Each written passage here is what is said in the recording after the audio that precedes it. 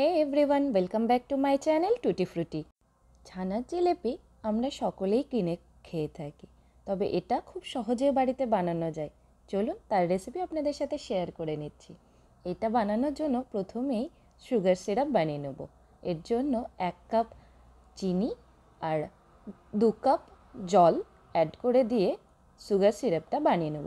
আর এর মধ্যে কয়েক দানা এলাচ দিয়ে 12 থেকে 15 মিনিট মিডিয়াম হাই ফ্লেমে ফুটিয়ে নিলেই রেডি হয়ে যাবে সুগার সিরাপ। এখানে সুগার সিরাপটা রেডি হয়ে গেছে, এবার ওভেন থেকে নামিয়ে নেব। এবারে ছানার জিলিপিগুলো তৈরি করে নেব। জিলিপিগুলো বানানোর জন্য এখানে আমি 1/2 কাপ মতন ছানা নিয়েছি। এই ছানাতে মেশানোর জন্য কিছুটা ময়ান তৈরি করতে হয়। এর জন্য আমি 3 টিস্পুন ময়দা নিয়েছি আর 2 টিস্পুন চিনি আর 3 টিস্পুন ঘি অ্যাড করে দিয়ে ময়দার এই ময়ানটা তৈরি করে নেব। এটা আমি 1/2 কাপ ছানার পরিমাণে বলেছি। এটা 1 কাপ হলে ঠিক এর ডবল পরিমাণ এই ময়ানটা লাগবে। এবারে প্রথমে ছানাটাকে ভালোভাবে হাত দিয়ে মেখে একটু সফট করে নেব। এবারে ছানার মধ্যে তৈরি করে রাখা ময়ানটা মিশিয়ে দেব। তারপর বেশ ভালোভাবে আরও একটুখানি মেখে নেব।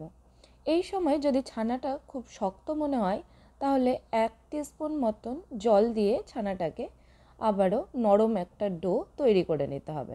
এবার এই ডো থেকে অল্প একটু করে ছানা নিয়ে প্রথমে ছানাটাকে এরকম করে লম্বা আকারে শেপ দিয়ে নিতে হবে।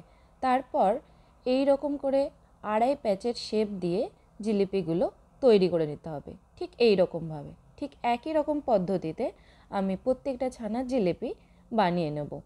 এখানে ছানার ডোটা সফটভাবে তৈরি করতে হবে, তাহলে এটা খুব ভালোভাবে শেপ নেয়।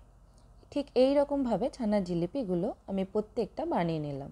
এটা বানানো খুব সহজ।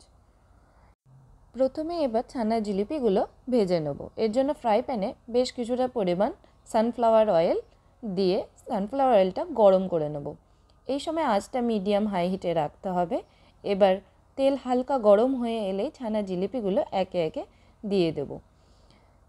এই সময় আঁচটা মিডিয়াম হাই হিটে রাখতে হবে, তাহলে ছানার জিলিপিগুলো খুব সুন্দরভাবে ভাজা হয়। ঠিক এই রকমভাবে ছানার জিলিপিগুলো ভেজে নিতে হবে।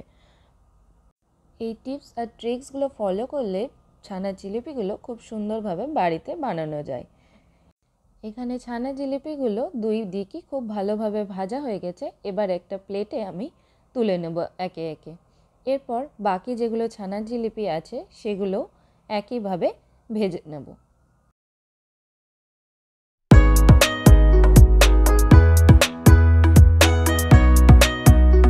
এবারে ছানার জিলিপিগুলো আগে থেকে তৈরি করে রাখা সুগার সিরাপের মধ্যে একে একে দিয়ে দেব। এই সময় অবশ্যই খেয়াল রাখবেন সুগার সিরাপটা যাতে হালকা অল্প গরম থাকে, না হলে জিলিপিগুলো দিয়ে অল্প একটু ফুটিয়ে নেবেন, তাহলেই রেডি হয়ে যাবে সুস্বাদু এই ছানার জিলিপি। রেসিপিটি যদি ভালো লাগে প্লিজ আমার চ্যানেলটি আপনারা লাইক, শেয়ার আর সাবস্ক্রাইব করতে কিন্তু ভুলবেন না। Tata, bye bye.